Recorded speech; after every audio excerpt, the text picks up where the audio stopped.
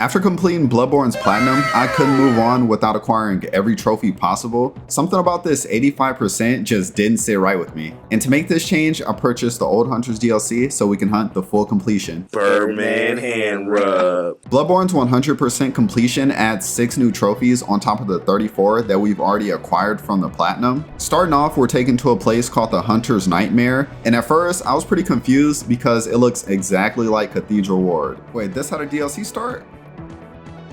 Oh yeah, it is, because the outside, I can tell.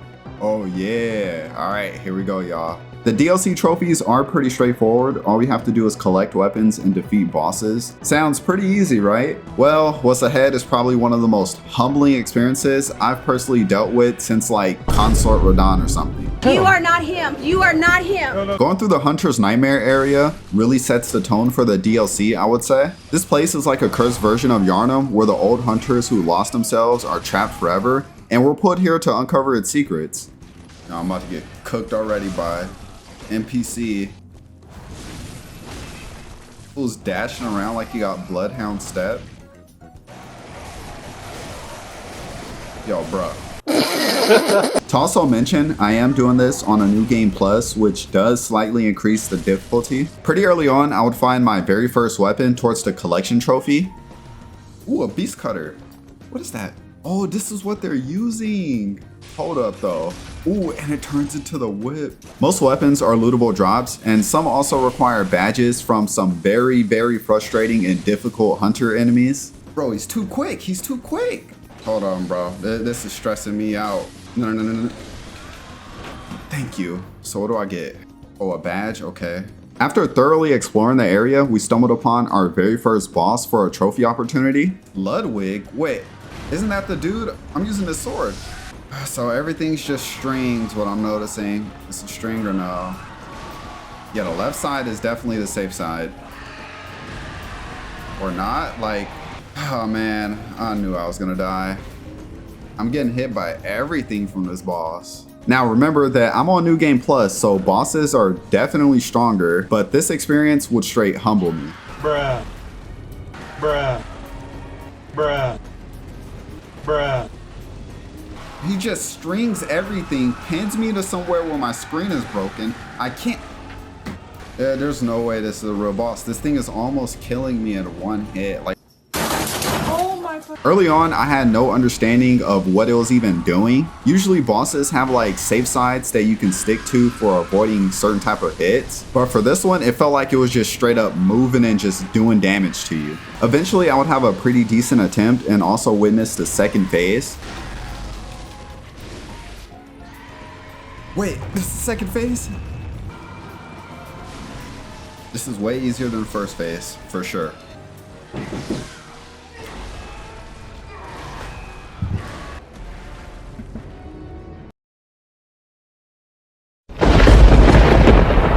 I feel like being interrupted during a moment like this is a very valid reason to crash out. Let's be real. Heart pounding like crazy, your hands are sweating, and you've been fighting a boss for hours, and this is the closest that you get to beating it. So I continued dying for longer than I should have, and I decided to take a short little break so I can return with a clear head.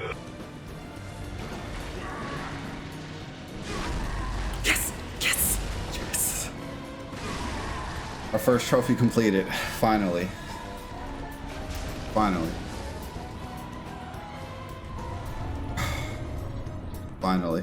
I ain't been stuck on a boss like that since Elden Ring DLC. This can be something missable if you're not paying attention, but you can finish the boss's head and it'll reward us with the Holy Moonlight Sword, which will also be my new weapon for the DLC. So I return back to the Hunter's Dream to level up my newly found weapon. Returning back to the area of the Ludwig arena, we can progress this dude's questline. Throughout playing, he'll just be standing around spots where we can talk to him, and completing his questline will give us a weapon towards the collection trophy. Moving on, we go through like a prison area where we find some new items, but most doors are locked down here, so we'll have to return back. I then defeated 2 annoying hunters, and after we proceeded up an elevator towards the research hall. Now this area is like a hospital of failed experiments with ball sacks as heads, literally, and fighting these things in groups can be a very annoying experience. Oh my god, just some enemies are just so annoying, bro. Like, it's just not even worth. I'm gonna break my monitor, I swear. To be honest, I ran through most of this area unlocking all the shortcuts because I felt like I was being straight up rage baited.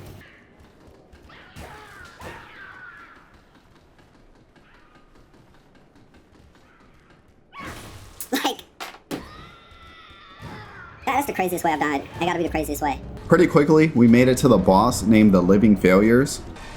Is it only 2 of them? Bro. Whoa, wait, how many of these things are there, bro?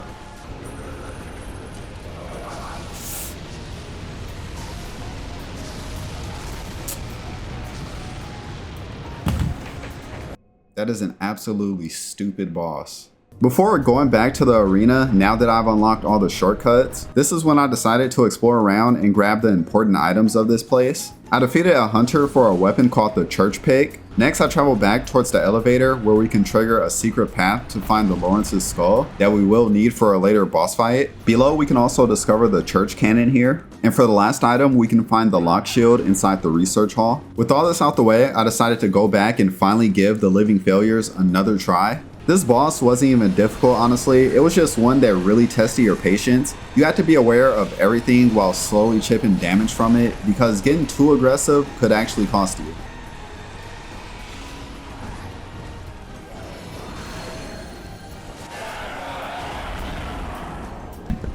I just noticed my mic was muted through that whole fight. I beat it on my second try, but oh my god, I hate it. Completely unexpected, but immediately after this boss, you're thrown right into another one. Huh? Wait, am I getting into another boss fight? Bro, I just beat a boss. I walked a couple steps and I'm already at another one. I probably shouldn't be using the shield.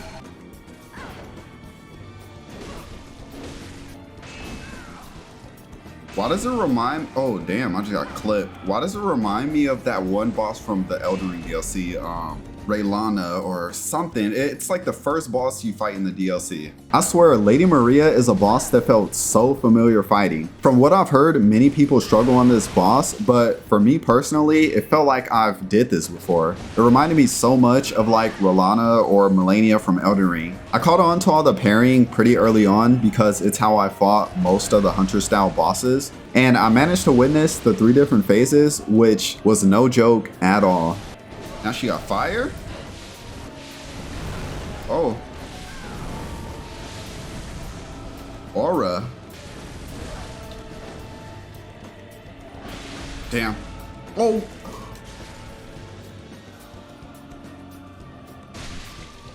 Okay, I didn't die. I didn't die. Almost beat her. It did take a few attempts, but I actually ended up defeating Lady Maria within 30 minutes, and I was surprised.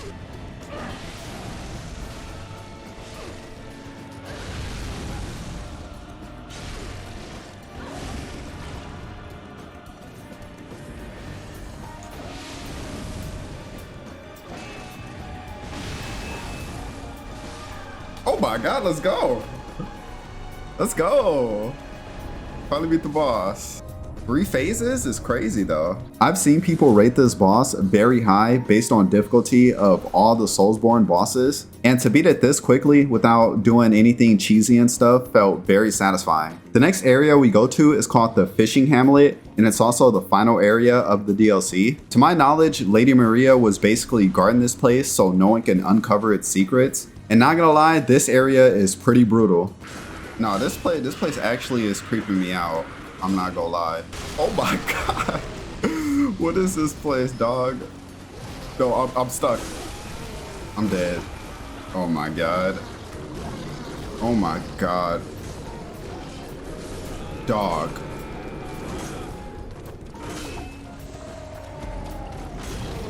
I don't know if this is a place that I want to take slow. There were weapons for me to collect here, so I couldn't avoid everything completely, unfortunately. So here we can finish Simon's questline for a key, and we're also given the bow blade that honestly was pretty fire. Ooh, wait, a bow?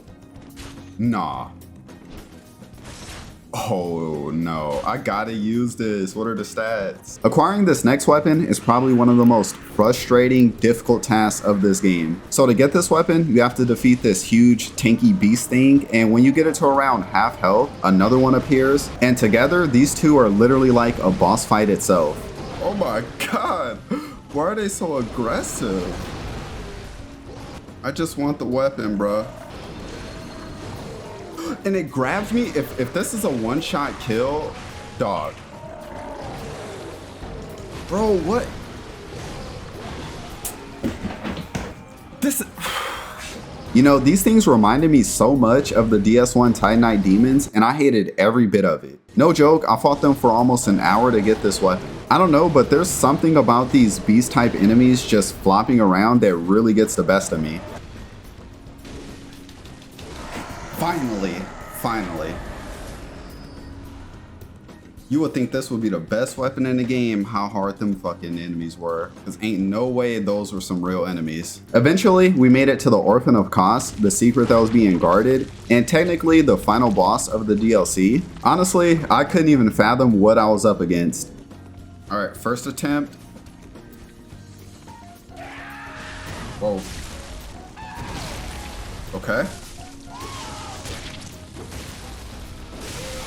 Oh, I didn't know there was, so that's like an AoE.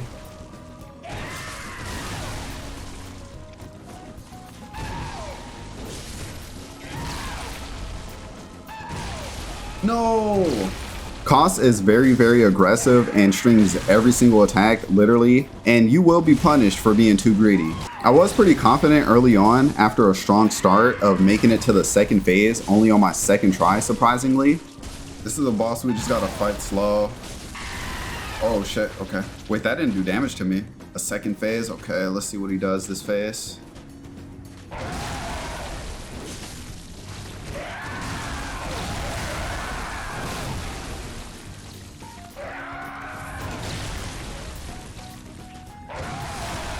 Damn, that just... Okay. It had to be beginner's luck or something because I went on for hours dying back to back to back to back. It was bad. Earlier, we got seriously humbled by Ludwig, but this one took it to a new level. I feel like the boss just doesn't give you a break and it becomes very unpredictable during the second phase. You gotta be perfect every time or the mistakes will seriously cost you. Bruh, why is he just spamming? Dog. Yo, ain't no. Why you just start spamming those moves like this? The shit I talk about. Flips it downfield and the. Oh my. Yeah, I think I need a break. I'm getting to the point where I'm dying early on now. At first, I was getting them in the second phase almost every time. Now I just barely. Later. After a short break, coming back with a clear head still didn't work. Obviously, I just needed to get good, right? Well, duh. Sadly, I wasn't having it and I gave up just for now though. You're probably wondering what am I even gonna do because Kos is the final boss? Well, what if I told you that we can experience more torture with the item that we found back at the research hall elevator? There's no way out of this one. Now, this is an optional boss, but it is required for a trophy, and oh brother, I was in for yet another painful experience. It's basically a pack-a-punch cleric beast that hits like a straight truck, and y'all know by now how I feel about these huge beast-type bosses. I completely hate them. One of Satan's greatest soldiers! And it also didn't help that it has a huge health pool, so it felt like I was barely even taking its health away, and it was just not a fun experience. Is there a way to like cheese this boss or something, bro? Because I'm not about to sit here. Yeah, it's New Game Plus and stuff, but this felt absolutely horrendous. Not only was the boss frustrating, but having to run past these enemies, dodge a bowling ball that's literally on fire, then waiting for this big main door to open, easily became very tedious. Just like Kos, Lawrence was also dragging me through the arena, honestly. I then discovered that you can summon an NPC to fight with you if you equip a certain rune, making this way easier, but not completely. I beg your pardon? I happen to make it to the second phase when it becomes a crawler and starts moving frantically, surrounded by lava, and you wouldn't even believe it. The NPC is too brain dead to survive this point. I couldn't make this up. What triggers me the most about this is I feel like this is the most crucial moment you would need a distraction, because this has to be the worst design of a boss that I've witnessed. The only somewhat safe side is to the left near its head, and even then you're still vulnerable to getting hit from a crappy hitbox or trapped in a corner. This brutal experience dragged on for about 2 days and I wasn't proud of it.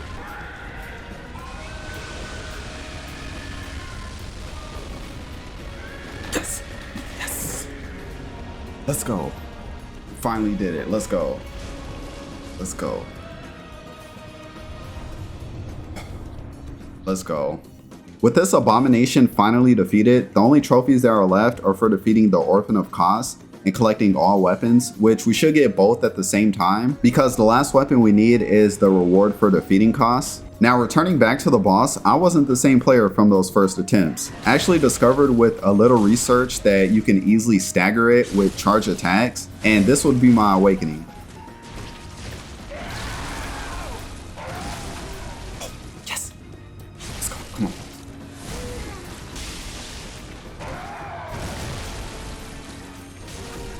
Perfect. Okay, the troll line.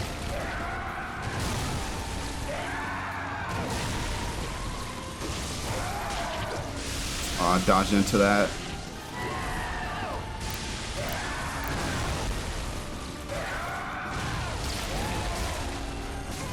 Yes, yes. I'm getting trolled. Oh.